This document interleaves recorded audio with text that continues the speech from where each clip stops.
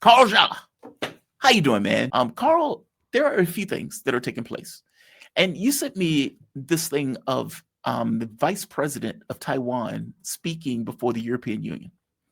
And people, obviously, in the way that people tend to do, were making the point of saying China is getting ready for war.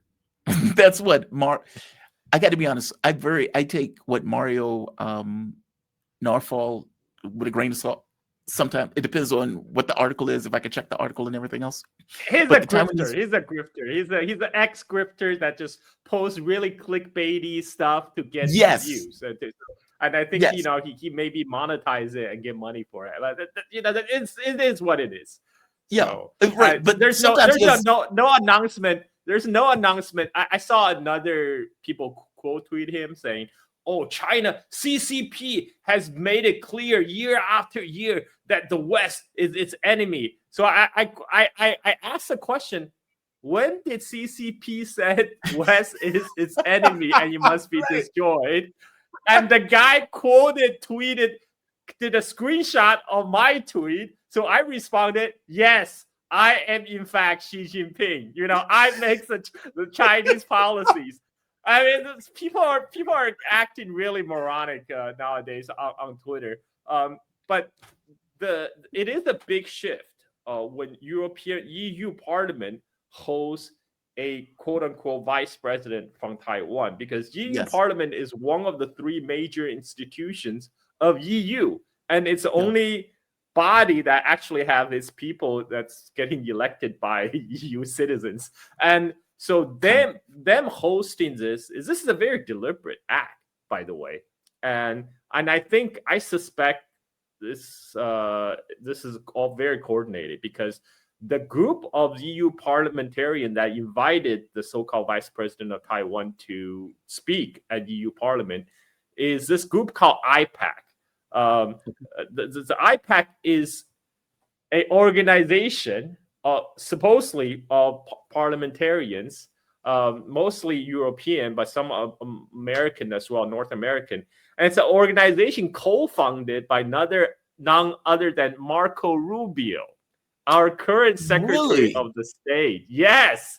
So this Marco Rubio actually co-founded this organization before he became the Secretary of State. I don't know why Marco Rubio has been on this anti-China grift bandwagon for so long, but I suspect he's getting funded by the military-industrial complex. It's just my hunch. There must be a reason he's doing this. Well, it could be a combination of both, right? He's an ideologue, and because he's usually a hard-on for like these Florida Cubans, anti-communist, who are hard-on Cuba, Venezuela, etc.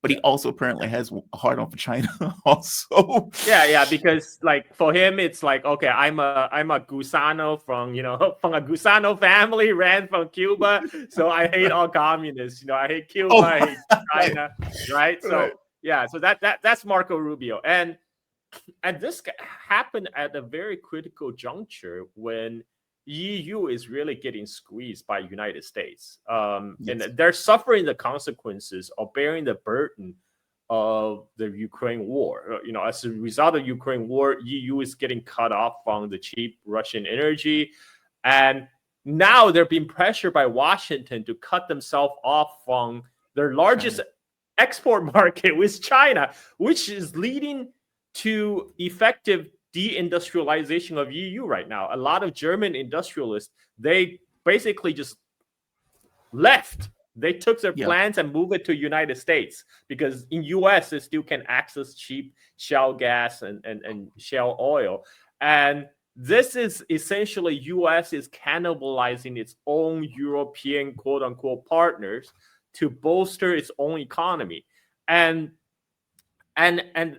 this happened in conjunction with a Dutch seizure of a Chinese semiconductor company at the behest of Washington. These are all related. Like the case of Nexperia, what happened was in late September, the Commerce Department headed by Lutnick, I like to call him Nutlick, because he's always swallowing Trump's balls. His Commerce Department came out with this new rule called the BIS 50%, which greatly expanded the number of Chinese semiconductor company on U.S. blacklist. So before September, there were about 1,400 Chinese semiconductors that was on U.S. entity list. And after the BIS 50% rule came out in September, that number got expanded to 20,000 Chinese semiconductor company, included all its subsidiaries. So United States, this is reporting according to CNN, by the way. So Washington official went to Netherlands, they went to Dutch and told them, hey, we know there's a Dutch company called Nexperia that's 100% owned by a Chinese parent company, Wintech. Well, good news is that we're going to put Wintech on our blacklist. So that would also affect Nexperia because it's owned by a Chinese company, unless you do something about the Chinese ownership. So in October, Dutch government seized Nexperia from its Chinese parent company, nationalized it essentially under a very dubious wartime provision, claiming for national security reasons. And this had a cascading event that caused a huge supply chain disruption in the semiconductors, because Nexperia used to be, it's a second generation spun off originally from Philips Semiconductor, a Dutch company. So what happened was Philips Semiconductor spun off his semiconductor division into NXP. And then NXP, they did a couple of things. One is they moved one of its semiconductor producing arm to China. And then later NXP got spun off into Nexperia. So what happened was in around 2016, 2018, Nexperia was losing money. They're going bankrupt. They were losing their balance sheet looked really bad. So in 2016, a Chinese consortium bought it. And then in 2018, the Chinese semiconductor company Wintech then bought Nexperia 100%, become 100% owner of Nexperia. But then the Chinese parent company Wintech put in billions of dollars in investment, open additional research and development centers in Netherlands, and more crucially, they found a huge market for their product. This is because of the growth of Chinese EV industry.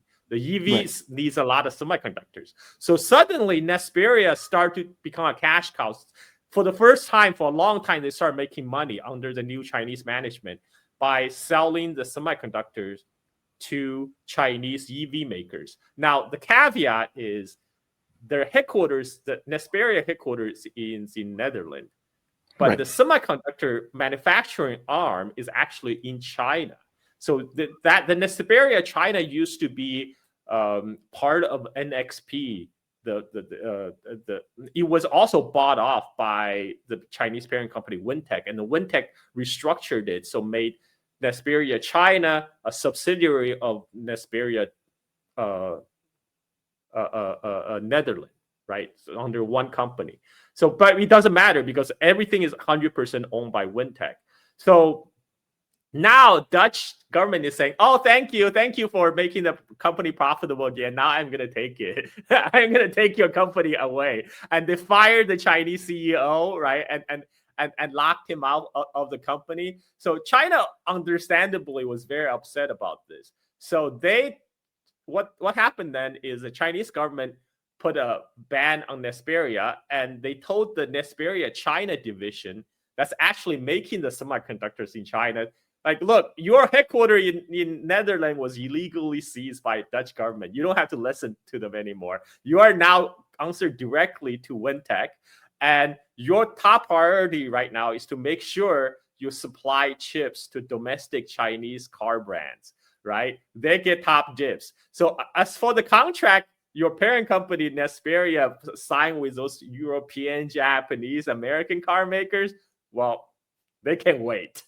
If those guys want semiconductor, they can come to you directly and sign contract with you. So essentially, China is freezing out the Nexperia Dutch headquarters because they don't recognize it anymore, and this caused a huge supply chain issue in the car industry, because in the car industry now they have this whole logistic chain about just in time. So they don't actually have a huge stockpile of semiconductors lying around. Like Germans, American car makers, they're all saying they're only weeks from running out of semiconductors because of this whole Nexperia issue. And in fact, that led to the Japanese car maker, I forgot it's Honda or Toyota. They actually shut down their Mexican plant because they ran out of the semiconductors. And this is all because the Dutch government's action, by the way. And then Xi Jinping and Trump met in Korea, and Trump says, sorry, we didn't mean it. He decided to roll back the BIS 50% rule that no longer, so Wintech, the Chinese parent company, and Nexperia, no longer going to be on the American blacklist. So that removed the whole reason the Dutch government seized Nexperia in the first place. So now the Dutch government is trying to say, oh, so sorry, just a misunderstanding. We're ready to hand the company back to you now, China. I mean, okay. All I can say is, first, it demonstrates that European leaders are completely spineless. They will do, when American says jump, they will say how high. In this case, instead of, they were in a between a rock and a hard place. But at least what they could have done after Washington told them they have to get rid of the Chinese ownership, they could have just at least consulted with the Chinese and say, hey, Washington is forcing us to do this. How can I work with you to minimize the damage, right? Mm-hmm. And then might be some understanding might be worked out. But instead, they just went ahead and nationalized a Chinese company. And that really pissed off China. And that so China says, okay, now anybody wants semiconductors, you can still get them, but you have to sign a separate contract with the Nexperia China, and you have to pay in RMB. we don't take dollars. You have to pay in RMB our currency to get your semiconductor, our currency, right? And everything deal in our term. Forget about these jokers in Netherlands. We don't recognize them anymore.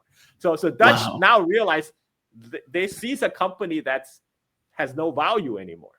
It has no value. So now they're saying, okay, China, we're just kidding. You can have it back now. Is China even going to take it back at this point? I mean, do they even need it back? I mean, they've dealt with contracts from the current company. My personal opinion, I think China should make the Dutch suffer some consequences. I mean, who do the Dutch think they are? They're not United States. China, in comes to U.S., China often handles U.S. with like velvet kid gloves, right? But Dutch, who the hell do you think you are? You think China will not slap you around? I mean, come on. And like I told you before, there's a famous Chinese idiom called kill the chicken to frighten the monkey, right? Right. Guess what? United States is a monkey. Dutch, you are going to be the chicken. You are going to be making an example of. and right now, but this shows the whole dilemma of EU. EU has no strategic autonomy. There could have been a another pole in the multipolar world. Instead, they just slavishly attach them to Washington. And I think this is also related to the EU Parliament's invitation to the Taiwan quote-unquote vice president. Because first of all, this is through the IPAC association, which is co-founded by Marco Rubio, right? It has a very heavy Atlanticist background. And the IPAC organization, whole reason for its existence is just to be an anti-China organization in EU Parliament. And now the EU Parliament's point man for handling relationship with China came out and say, oh, actually, this does not violate our One China principle or the UN resolution 2581. The UN resolution that back in 1971 kicked out Chiang Kai-shek's regime from UN seat and give the seat to China to recognize Beijing is a sole legitimate representative of all of China. But instead, EU is there's a parliamentarian guy saying, well, actually, we recognize Beijing as sole representative of China, but we didn't say anything about Taiwan being part of China. That is a red line for China. That is the reddest of red line for China. I mean, what are you saying? You're going to say you support Taiwan independence now, or are you saying there's two China? But he said no. We adhere to the one China principle, but that doesn't prevent us from having normal relationship with the politicians on Taiwan. And they actually issue EU Parliament actually issue a whole statement saying we're going to continue engagement with former and current politicians in Taiwan, to further the ties between EU and Taiwan. Now, why would EU do this? I suspect a heavy hand of Washington, because the whole aim of this antic is to sabotage the EU-China relationship. I mean, to willingly to step on the red line, the one China principle. That's a red line. Even United States is very sensitive. Like all the U.S. president even Trump keep on repeating, yeah, we abide by one China principle, blah blah blah. But now EU Parliament is saying, oh, we get to interpret what one China principle means. I mean, one China principle means there's one China and one Taiwan. Yeah. And that for Chinese leadership is a no. And I think that is done intentionally to sabotage the EU-China ties, because EU and China were due to have a talk on the latest talk on the free trade deal between EU and China. Washington sabotaged that before, and now they're going to sabotage it again. Right, and this is why, and very sad to say, Washington plays European politicians like a fiddle, because a lot of EU politicians are essentially Washington's puppets. Like von der Leyen, like Baerbock, like Callas. They're all Washington's spokeswomen in Europe, and the European leaders, they either do not have a spine, or they have been groomed from a very early age through the different Atlanticist institutions to be put in their place where they are now, to serve as a loyal puppy dogs of Washington. So this is really bad for EU and China relationship, unfortunately. I mean, China would very much like to EU have a backbone, to have a strategic autonomy, so China can deal with EU as peers, but without Washington like looming in the background. But it doesn't look like that's going to happen. I think, and this sounds bad, I think there's more of a racist reason for this. It seems that Europe has lumped itself in with America as the quote unquote white world. And I know the different races and everything else, but for the most part, it seems like they have decided we used to be colonists. America used to be a colony. America has taken this kind of leadership role in regards to military strength, and at one point, economic industrial strength, even though they're a declining empire. And our lot as a failed entity, as a European Union of sorts. I mean, they're behind militarily, they're behind industrially, they're behind domestically. The governments are going bankrupt. This is not a recipe for success in regards to a political entity in the way that the political entity is effectively operating.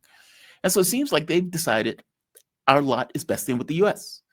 That's the only way we have any power in the globe. We have no hard power to speak of, not in the real sense of the term. We're getting crushed in Ukraine.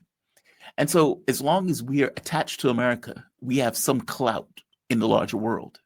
If America wasn't part of us, then we would not have any clout. I mean, NATO, for all intents and purposes, I mean, Europe doesn't even have its own military.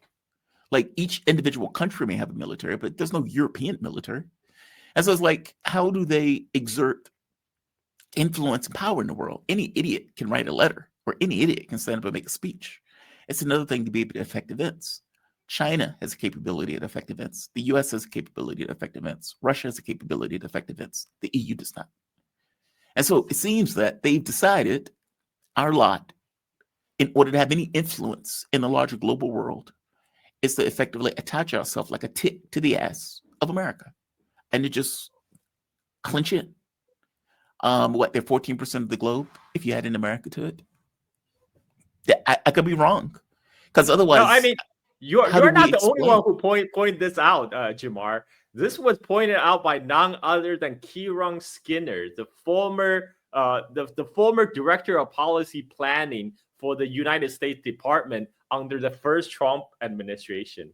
She actually said it right out. She said China is a different challenge than Soviet Union ever was, because China is a non-Western, non-white nation.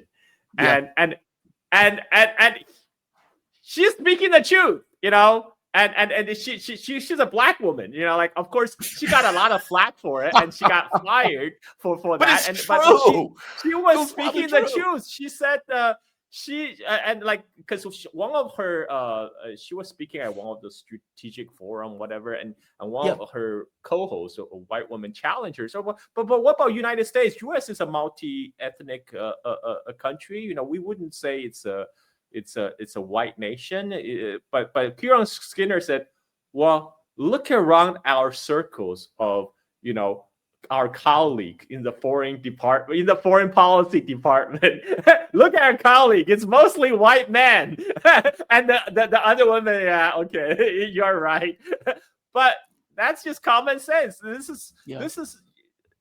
is well known. I mean, like, I think there's definitely a racial dimension to this, and you know, they're desperately afraid of being taken over by the jungle, right? They're trying to attach the precious garden to the United States. and US, please protect our garden with your powerful navy. But how is it protecting the garden? I mean, as you point out, Germany is being deindustrialized. Britain and France were in economic turmoil. France, the government literally just collapsed, right? Like, these governments are under massive pressure. I mean, for example, I'll give you an example. Think of the amount of money that the EU is going to have to pay in tariffs. Think of the amount of weapons that the EU is being forced to buy. Think of the amount of energy that EU is now forced to buy from either third parties or from the United States, where they're paying 3 and 4 times more than what they were paying for Russian energy. It's destroying Europe. How's that protecting? Remember what we talk about? The U.S. tells its allies in the Western Pacific, Australia, Korea, South Korea, it's like, okay, now you guys need to die for us. You know, you need to die for the glory of the American empire. For the Europeans, Trump is saying, you know what? You guys have to bear the financial burdens of carrying out the Ukraine war. You guys have to pay for it. You know, the Ukraine war must go on, but you guys must pay for it. We're tired of paying for that shit. You guys get to carry the financial burden of doing so. And those European leaders are so deathly afraid of losing kind of the American security umbrella. They would do anything, you know, even though all of them openly despise Trump. You know, they all hate Trump. Yet, whenever they come to Washington, they sit like school children in the White House surrounding the Trump. And von der Leyen acts so demure when Trump was just saying, like, yeah, Europe is going to pay. You're going to pay through the nose for the privilege of being a member of the American empire. And then she's just like, okay, it was a great diplomatic success. America only levy like 20% tariff on us instead of 50%. So I consider this a great success. It's hopeless. It's hopeless. It's sad. Yeah, it's so pathetic. It's a damn shame. It really is. Like, it's a damn shame. I'll just say it that way. having said that, I still think China should make an example out of Dutch, and I think the rest of the world will rejoice, especially where I am. I live in Bali right now. I think a lot of Indonesians will support that to see the Dutch humbled. Just these are balls. Like, oh, it's like, I mean, like the nerve of them doing that. Yeah, Europeans should have a backbone, man. Carl, always appreciate these conversations, man. Always appreciate you joining me. The audience loves you. We have a really good crowd today. Carl Zha. Carl Zha is host of Silk and Steel podcast, focused on China, surrounding regions and their history, culture, and politics. You can follow Carl on Twitter at Carl Zha. You can follow his podcast at Steel Silk In. Yeah, I got that right. And you can subscribe and support the podcast at patreon.com/silk and steel. By the way, Carl, is there anywhere else? I want to make sure I get all of your spots, because sometimes calendar. So my Twitter, I'm a prolific shit poster on Twitter. You can follow me there if you enjoy shit posts. Or I do a little bit more serious talk on my YouTube, where I talk more about geopolitics. And for my audience on Patreon, I do all that, plus I do that 5,000 Chinese history rundown. And currently I'm on 280 BC, and I have a long way to go. So thank you, Jim. So wait, is it each year, or is it? Do you do? I previously my source material was like annual. It was like a year by year. So now I'm moving a little bit faster. Now I'm moving maybe like 5 year, 10 year at a time. So yeah. Oh, you're cheating your audience. Well, I'm limited by my source material, man. I can't just make shit up, dude. No, it's like, I was going year to year now. Yeah, I'm doing 5 years now. It's like 5,000 years looks a little high. It's like, this is a big mountain that I need to climb. Maybe I need to find a better way to climb this mountain. No, man, I totally get it. It's just, that's such a long time. It's like it's such a long span of time. That's all. It's no, I totally. That is a lot of data, and that is a lot of information in order to corral. So check Carl out, man. Definitely check him out. Carl, you are fantastic. Thank you for this, man. You be safe, okay? Thank you. Bye-bye. Yeah, Carl is great. Carl is awesome.